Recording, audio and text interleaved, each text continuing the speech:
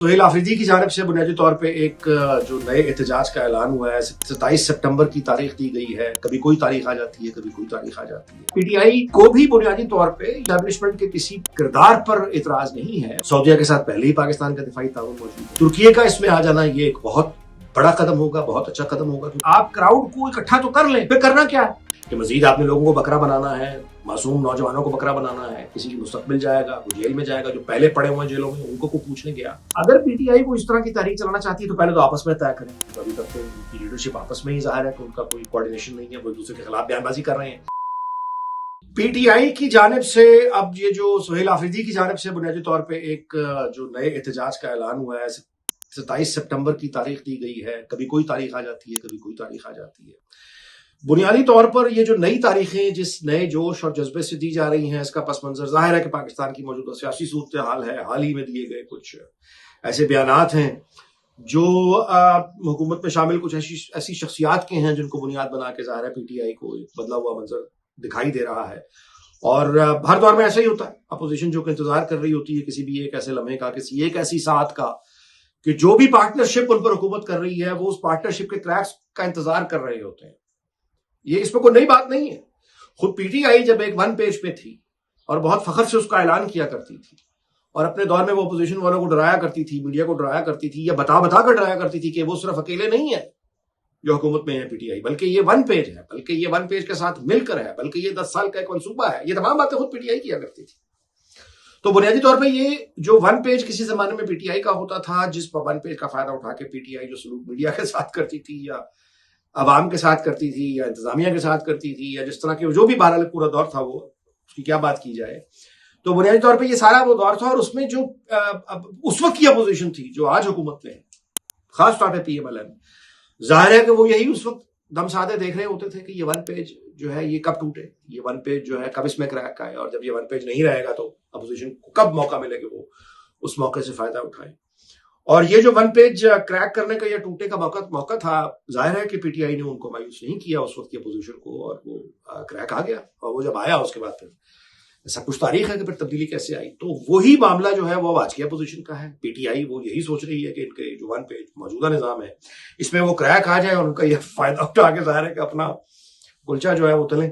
तो उसमें आके अब तहरीक का, और उसके बाद फिर ये भी हमने देखा कि पीटीआई के वो तमाम के तमाम रहनुमा जिनके आमतौर पर इस वक्त पाकिस्तान में वो मोस्ट वांटेड है, लेकिन अचानक हमने उनके बयान सोशल मीडिया पर देखे जो पाकिस्तान की एस्टैब्लिशमेंट के हक में थे, और बल्कि एक दावत देते हुए थे कि आप अच्छा हुआ कि आप आ जाइए, और मतलब है कि दोबारा से वगैरह वगैरह एक नए दौर का आगाज करते हैं। तो वहां पीटीआई को भी बुनियादी तौर पे, यानी फिक्री सतह पे या उनकी जो शऊरी सतह है, वहां पे भी जो उनकी लीडरशिप है, उनको बुनियादी तौर पे एस्टैब्लिशमेंट के किसी किरदार पर इतराज नहीं है। उनका साबित आज तक तो यही है कि उनका बुनियादी तौर पर इतराज ये है कि एस्टैब्लिशमेंट का अगर कोई पाकिस्तान में किरदार हो तो वो पीटीआई के हक में होना चाहिए।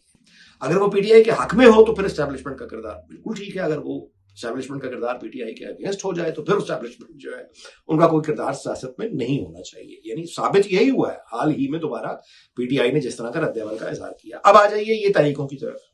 तो देखिए, तहरीकों का मामला ये है कि जहां तक तो जज्बात और कोई लाहे-अमल नहीं, कोई सियासी तंजीम नहीं, कोई सियासी जमात का ढांचा मौजूद नहीं है, लोग कोई एक ऐसी लीडरशिप मौजूद नहीं है कि आप क्राउड को इकट्ठा तो कर लें, फिर करना क्या है,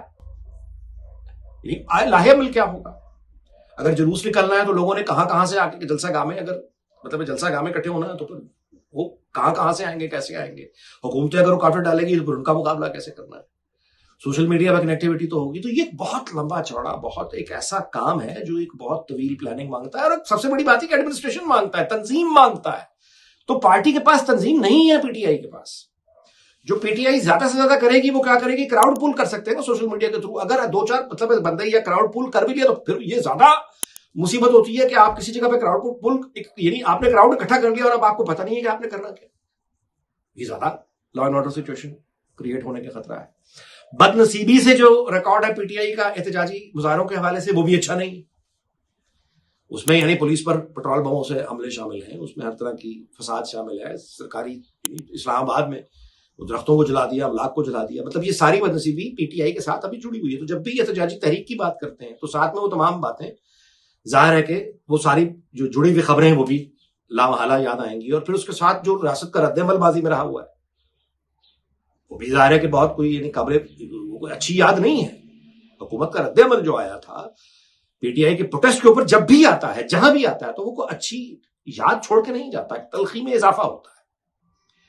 تو اگر پی ٹی آئی کو اس طرح کی تحریک چلانا چاہتی ہے تو پہلے تو آپس میں طے کریں، کیونکہ ابھی تک تو ان کی لیڈرشپ آپس میں ہی ظاہر ہے کہ ان کا کوئی کوارڈینیشن نہیں ہے، وہ ایک دوسرے کے خلاف بیان بازی کر رہے ہیں۔ 27 سپٹمبر کی تحریک کے حوالے سے بھی ایک دوسرے کے خلاف بیان بازی کر رہے ہیں کہ مزید آپ نے لوگوں کو بکرا بنانا ہے، معصوم نوجوانوں کو بکرا بنانا ہے، کسی کی مستقبل جائے گا، وہ جیل میں جائے گا، جو پہلے پڑے ہوئے ہیں جیلوں میں ان کو کوئی پوچھنے گیا، جو پہلے مصیبتوں عذابوں میں آئے کیا ان کو کسی نے وکیل کی خدمت جا کے پوچھی؟ اور ظاہر ہے پوچھے تو کون پوچھے اور کیسے پوچھے، وہ پوچھنے والے خود مصیبتوں میں آئے ہوئے ہیں۔ تو یہ ہے بنیادی طور پہ وہ ایک انتشار جس کا پی ٹی آئی ظاہر ہے کہ شکار ہے، اور میرا نہیں خیال کہ اب اس انتشار کے ساتھ اور بغیر کسی تنظیم کے ساتھ اور بغیر کسی مقامی قیادت کے ساتھ کو بہت بڑا کراؤڈ اکٹھا کرنے میں پی ٹی آئی کامیاب ہو سکتی ہے۔ ہاں، پختونخوا کی حکومت کے سرکاری وسائل کا استعمال کر کے اگر وہاں سے آپ اٹھا لیں پی ٹی آئی کے کارکن اور سرکاری مشینری، تو اس کے بارے میں ظاہر ہے وہ تو پھر طاقت کا استعمال ہے، وہ ہو سکتا ہے، اس طرح آپ لوگوں کو اکٹھا کر سکتے ہیں، لیکن اس طرح اکٹھا کر کے بھی آپ کیا کریں گے؟ کیا کرنا ہے؟ اسلام آباد میں دوبارہ سے اٹیک کرنا ہے؟ پہلے اس طرح کی جو کوششیں ہوئی ہیں ان کا نتیجہ کیا نکل آیا؟ کہ آپ کو لیڈر رہا ہو گیا، کہ آپ کو ریلیف مل گیا؟ تو بنیادی طور پہ جتنی بھی پی ٹی آئی کی سپورٹ بیس ہے، جب تک یہ سنجیدہ نہیں ہوں گے تب تک یہ صرف شور ہی بچانے کے کام آئیں گے، اور یہ کسی سنجیدہ کہیے فکر یا کوئی لاہے عمل اس کی توقع ان سے کرنا ابھی تک تو فضول ہے۔ اس وقت اس بدلتی ہوئی، تیزی سے بدلتی ہوئی دنیا میں، اور خاص طور پہ ویسٹ ایشیا میں اور ساؤتھ ایسٹ ایشیا میں جو تیزی سے بدلتے ہوئے حالات ہیں، ان حالات میں جو دورہ ہے یہ انتہائی اہمیت کا حامل ہے۔ اس دورے میں ہمیں یعنی یہ دیکھنا جو کہ ایران کے ساتھ اس وقت جو تازہ ترین صورتحال ہے، جب میں آپ سے یہ گفتگو کر رہا ہوں تو یہ خبریں ڈونلڈ ٹرمپ خود میڈیا کو بریک کر رہے ہیں اور دنیا کو بتا رہے ہیں بڑے پر امید ہو کے کہ مذاکرات ایران کے ساتھ ان کے بہت اچھے چل رہے ہیں، اچھی خبروں کی بات وہ کر رہے ہیں۔ وہ یہ کہہ رہے ہیں کہ ایران کے ساتھ ان کے معاملات حل ہونے جا رہے ہیں، جنگ کے بغیر معاملہ سالو ہونے جا رہا ہے۔ اس کی وجہ ظاہر ہے کہ اب دنیا بھر جانتی ہے کہ امریکہ کے لیے ایران کے ساتھ مزید جنگ لڑنا ممکن نہیں رہ گیا، ان کے پاس ہتھیاروں کی بڑی خوفناک کمی واقع ہو چکی ہے۔ امریکی فوج کے وہ تمام جنرل حضرات جو کہ پہلے ظاہر ہے کہ آفیشل رپورٹس میں اور اس کے بعد پھر ان کے اعلیٰ ترین حلقے جو تھے وہاں پہ جو سرگوشیاں تھیں، وہ آہستہ آہستہ پھر عالمی میڈیا کی وہ خبریں آنا شروع ہوئیں، پھر وہ شاید سرخیاں بن گئیں، اور اب یہ ایک اوپن سیکرٹ ہے، پوری دنیا کے علم میں ہے کہ امریکہ کے جو میزائل جو کہ دفاعی میزائل انٹرسیپٹرز ہوتے ہیں ان کے ذخیرے میں 80% سے زیادہ بعض رپورٹس کے مطابق کمی آ چکی ہے، اور عالمی دفاعی توازن جو امریکہ کے پاس تھا وہ آلریڈی بگڑ چکا ہوا ہے، اور اب آگے جو پلاننگز امریکہ کی طرف سے یعنی جو میڈیا کے تھرو نظر آتی ہیں، جو کریڈیبل میڈیا ہاؤسز ہیں اور جو کریڈیبل جرنلسٹ ہیں، ان کے حوالے سے جو خبریں ہمارے سامنے آ رہی ہیں ان کے مطابق یہ معاملات بھی زیر غور ہیں کہ ایران کے ساتھ کسی فائنل انڈرسٹینڈنگ کے بعد ممکن ہے کہ امریکہ اپنے بحری اڈوں میں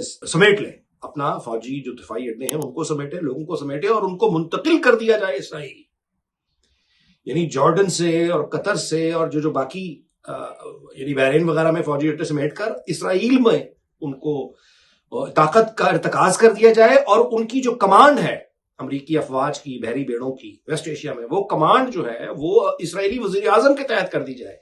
امریکی آئین میں اور قوانین میں اور پروسیجرز میں، یعنی آئین تو خیر نہیں، جو ایڈمنسٹریٹو پالیسیز ہیں اس کی بات کرنی چاہیے، آئین تو خیر نہیں سوری، لیکن جو ان کی پالیسیز ہیں یعنی اس پر یہ یعنی بحث شروع ہے کہ اسرائیل کو کنٹرول دے دیا جائے امریکی افواج کا اس خطے میں۔ یہاں سے آپ سوچ لیجیے کہ کتنی بڑی تبدیلی کے امکانات ہیں جو کہ ہمارے سامنے ہیں۔ تو اس اتنی بڑی تبدیلی میں، جبکہ حال ہی میں ہم نے دیکھا ہے کہ تمام تر جو اخلاقیات ہیں اقوام متحدہ کی یا اصول ہیں یا چارٹر ہیں وہ گفتگو ہی ہے، اور آخری اور حتمی فیصلہ طاقت ہی کیا کرتی ہے، جو کہ ایران اور امریکہ کے جنگ کے بعد یہ ثابت ہو گیا، کیونکہ ورنہ یہی امریکہ تھا جو حال عراق کا ہم نے دیکھا، جو حال ہم نے لیبیا کا ہوتے ہوئے دیکھا، جو حال ہم نے افغانستان کا ہوتے ہوئے دیکھا۔ اس کے بعد جب ہم نے ایران کو دیکھا تو یہ بات اب سب کو پوری دنیا میں سمجھ آ گئی ہے کہ یہ طاقت ہی ہے جو حتمی نتائج کو کسی قوم کے حق میں کر سکتی ہے۔ تو یہ ہے وہ ساری صورتحال جو وہاں پہ، اس میں پاکستان کا آگے بڑھ کے ایک مرکزی کردار ادا کرنا، سعودیہ کے ساتھ پہلے ہی پاکستان کا دفاعی تعاون موجود ہے، ترکیے کا اس میں آ جانا یہ ایک بہت بڑا قدم ہوگا، بہت اچھا قدم ہوگا، کیونکہ اسرائیل کے پاس کیونکہ اسرائیل جب تک اس خطے میں موجود ہے فساد ختم نہیں ہوگا۔ امریکہ اگر اپنی موجودگی کو کم بھی کر دے، منیمائز بھی کر دے، کم سے کم بھی کر دے، چلا بھی جائے، تو اسرائیل جب تک موجود ہے اور وہ جو ان کے ڈیزائنز موجود ہیں گریٹر اسرائیل کے، تب تک یہ فساد رہے گا. اسرائیل آج بھی اگر اپنی بارڈرز کو ڈیفائن کر دے کہ یہ اس کے بارڈرز ہیں، ڈیفائن کر دے کہ یہ اس کے بارڈرز ہیں، تو بات ہو سکتی ہے، معاملہ چل سکتا ہے. لیکن جب تک اسرائیل اپنے بارڈرز کو واضح نہیں کرے گا اور وہ دوسرے ملکوں پر حملے جاری رکھے گا، ان کو اپنے اندر گریٹر اسرائیل قائم کرنے کے لیے دوسرے علاقوں پر حملے کر کے ان کو شامل کرنے کا عمل جب تک جاری رکھے گا، اس علاقے میں امن نہیں آ سکتا. اور اب اسرائیل کے پاس یہ طاقت نہیں رہے گی کہ وہ گریٹر اسرائیل کے منصوبے پہ عمل کر سکے. اب وہ کمزور ہو گیا ہے. تو اب ایک مزید لڑائیاں آئیں گی جس کے بعد ممکن ہے فیصلہ کن لڑائی ایک آئے. تو اس بدلتی ہوئی صورتحال میں پاکستان کا مزید مضبوط ہونا، سعودی عرب کے ساتھ کھڑے ہونا، ترکی کے ساتھ کھڑے ہونا، یہ بہت اہم ہے. اور پاکستان اور ترکی کے پہلے بھی بہت اچھے دفاعی تعلقات ہیں. ہمارے علم میں ہے کہ جو پاکستانی سفارت خانہ ترکی میں موجود ہے وہ پاکستان کے ان بیرون ملک جو سفارت خانے ہیں وہ ان میں سے ایک ہے جہاں تینوں مسلح افواج کی نمائندگی موجود ہے. یعنی پاکستان کا سفارت خانہ جو انقرہ میں ہے وہاں پہ ملٹری اتاشی علیحدہ ہیں، ہمارے ایئر فورس کے اتاشی علیحدہ ہیں، نیول جو فورس ہے ان کے نمائندے وہاں پہ علیحدہ بیٹھے ہوئے ہیں. تو یہ تینوں کے علیحدہ. اس کا مطلب یہ ہے کہ ہماری ترکی کے ساتھ جو ڈیفنس کوآپریشن ہے وہ تینوں یعنی ملٹری، ایئر فورس اور نیول جو فورسز ہیں، تینوں یعنی جو آپ کا یہ فورسز کی جو کوآپریشن ہے ترکی کی، وہ آلریڈی پاکستان کی جو ورکنگ ریلیشن شپ ترکی کے ساتھ وہ بہت اچھا ہے.